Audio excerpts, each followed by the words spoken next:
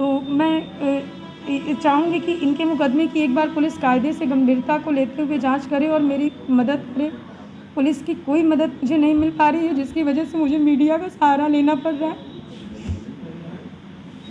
बस मैं यही चाहती हूँ। उच्च अधिकारियों के पास क्या आश्वासन मिला? उच्च अधिकारियों के पास कई बार गई हूँ, रात भर फ़ोन करके परेशान। जब मुझे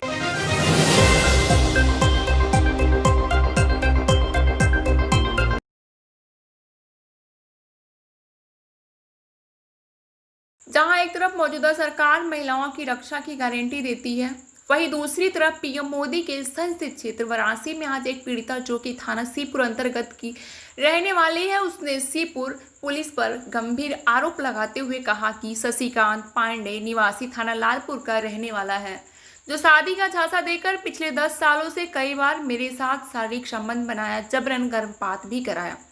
पीड़िता आरोप लगाते हुए कहती है कि वो शादी करने को कहकर बहलाता फुसलाता रहा।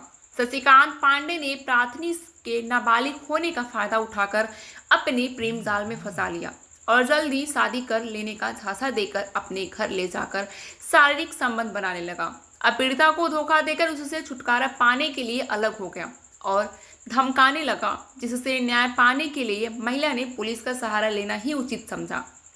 पीड़िता ने कहा कि कई चक्कर थाने पर लगाने के बाद पुलिस एफआईआर दर्ज की, मगर 1 मिनट बाद शशिकांत पांडे की तरफ से सारनाथ थाने में महिला के खिलाफ ही मुकदमा दर्ज हो गया। पीड़िता का कहना है कि मुझको न्याय मिले और आरोपी जेल जाए, पुलिस निष्पक्ष रूप से कार्य करे और गंभीर धाराओं में भी मुकदमा को पंजीकृत करे।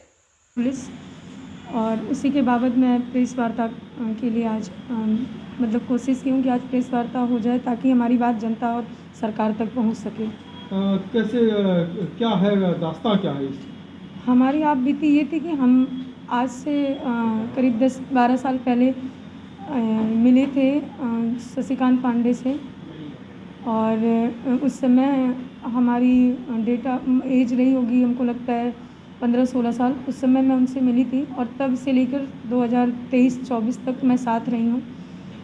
उस दौरान मैं 4-5 बार गर्भवती भी हुई हूँ। मेरे बिना इच्छा के मेरा गर्भपात भी कराया गया है, मुझे नशीली दवाइयाँ दे करके, और कई जगह किराए के मकान में उन्होंने रखा है, जैसे में शिवपुर, पहड़िया, रामनगर, कैंटोनमेंट पौस इलाके में, और कई होटलों में भी वो ले जा कर के बाहर गोवा, मुंबई, दिल्ली वगैरह में भी उन्होंने रखा।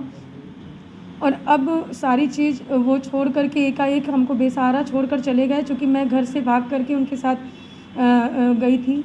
तो उन्होंने हमको झूठा विश्वास, पत्नी का झूठा विश्वास भी दिलाया, मंदिर में ले जाके सिंदूर डाल दिया अदरपुरा मंदिर में, और सिंदूर डालने के बाद उन्होंने बोला कि अब आज के बाद तुम हमें दबाव मत बनाना, तुम मेरी पत्नी हो गई हो और हिंदू रीति रिवाज के हिसाब से सिंदूर का बहुत बड़ा महत्व होता है, तो इसलिए अब तुम मेरी पत्नी। उन्होंने बतौर पत्नी कई कागजातों पे मेरा नाम भी दर्ज करा दिया। अब सारी चीज़ लेकर के जब मैं पुलिस के पास गई मई में, तब मैं मई से लेके जून, जुलाई, अगस्त तक परेशान रही। 12 अगस्त को मेरी एफआईआर, जब मैं प्लेटफॉर्म सोशल मीडिया पे एक्स प्लेटफॉर्म पे जब मैं एक वीडियो जारी करती हूँ एक अधिकारी के यहाँ परेशान होकर के, जब उन्होंने हमसे बोला कि तुम्हारी बहन की भी जांच होगी, तुम्हारे पूरे परिवार की जांच होगी, तब मैं परेशान होकर एक वीडियो जारी करती हूँ।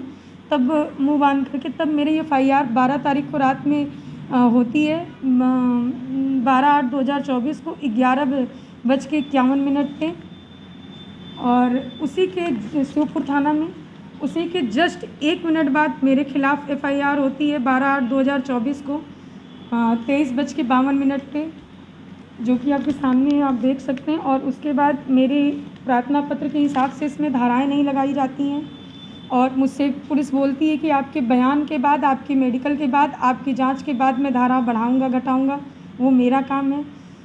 और आज अभी तक ना तो पुलिस का कोई मुझे फुल सपोर्ट समझ में आता है, ना तो कुछ उनकी मदद उनकी तरफ से समझ में आता है। उल्टा आरोपी हमारा, जहाँ भी मैं जाती हूँ पता नहीं कैसे उनको पता चल जाता है, उनके लोग हमारा पीछा करते हैं, जिसका फ़ोटो वीडियो मैंने पुलिस को दिया भी है। और उनके परिचित के लोग मेरे घर तक आते हैं और घर पे आके लोग धमकाते भी हैं। उनका कहना है कि आप मुकदमा वापस ले लें और नहीं तो आपकी हत्या करवा देंगे या तो फर्जी मुकदमे में आपको फंसा देंगे, जैसा कि सही हुआ है। मुझे एक ही मिनट के बाद मेरे ऊपर फर्जी मुकदमा भी लगाया गया है मैं तो चाहती हूँ उसकी विस्तारित से जांच हो उस मुकदमे में। 3 घंटे घर के बाहर बैठा रहा, मैं घर पे मौजूद नहीं थी उस दौरान, इसलिए मेरी उनकी मुलाकात नहीं हो पाई, जिसकी वजह से फ़ोन पे वार्ता हुई तो उसकी रिकॉर्डिंग मैंने उसको दी है। व्हाट्सएप कॉलिंग किया जाता है, जिसकी रिकॉर्डिंग नहीं हो पाती है उस पर वो हमको फ़ोन करके धमकाया जाता है और उनका कहना है कि अवैध तरीके के धंधे में मैं तुम्हें फंसा दूंगा, ऐसे कर दूंगा, वैसे कर दूंगा, मेरे पास पैसा है, पावर है, सत्ता है, मैं कुछ भी कर सकता हूँ। और ऐसा वो कई बार किए भी हैं कई लोगों के साथ, इसलिए मुझे डर है। वो मेरे साथ साथ मेरे परिवार वाले जो कि मेरे साथ नहीं रहते हैं, क्योंकि मैं भाग के उनके से शादी की थी, मैं बेसहारा थी, लेकिन अभी मेरा मायका मेरे साथ सपोर्ट में आया है, जहाँ की मेरे पास भाई है ना बाप है, सिर्फ मैं हूँ और मेरी माँ है और मेरी एक छोटी बहन है। भाई मेरा है जो कि बचपन से मौसी के पास रहता है, उसको मौसी ले ली है, वो वहीं रहता है। पिताजी नहीं है, एक्सपायर कर गए, इसलिए उनको भी, मेरी बहन और मेरी माँ को भी मेरे साथ फंसाने की बात करते हैं लोग विपक्षी। तो मैं चाहूँगी कि इनके मुकदमे की एक बार पुलिस कायदे से गंभीरता को लेते हुए जांच करे और मेरी मदद करे। पुलिस की कोई मदद मुझे नहीं मिल पा रही है, जिसकी वजह से मुझे मीडिया का सहारा लेना पड़ रहा है। बस मैं यही चाहती हूँ। उच्च अधिकारियों के पास क्या आश्वासन मिला? उच्च अधिकारियों के पास कई बार गई हूँ, रात भर फ़ोन करके परेशान जब मुझे किया जाता है। मेरे पास बहुत से फ़ोन भी आते हैं जिसकी पूरी रिकॉर्डिंग, स्क्रीनशॉट, नंबर मैंने सब थाने पे सबको, सारे अधिकारी को दिया, लेकिन मेरा कोई अधिकारी कोई मदद नहीं कर रहा है, केवल इस वजह से कि विपक्षी पैसे से मजबूत है और सोर्स से मजबूत है।